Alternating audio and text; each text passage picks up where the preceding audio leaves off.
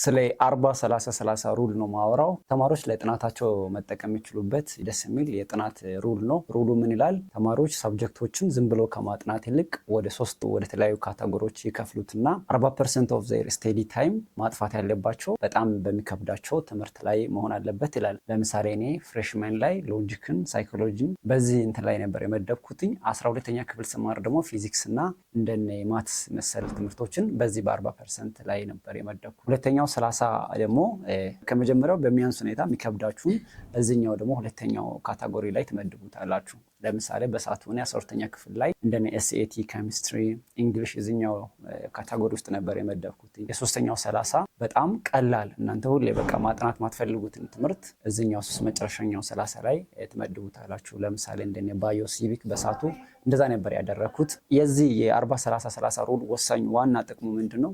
ሁሉም ትምህርቶች ታይም ፎከስ እና ከቨሬጅ እንዲያገኙ ያደርጋል። ብዙ ጊዜ አይታችሁ እንደሆነ ጎበዝ ተማሪዎች ላይ የሚስተዋል አንድ ችግር ምንድነው? ይሄ ሳብጀክት ቀላል ነው ይሉትና እስከ መጨረሻ ማያጠኑበት አጋጣሚ አለ።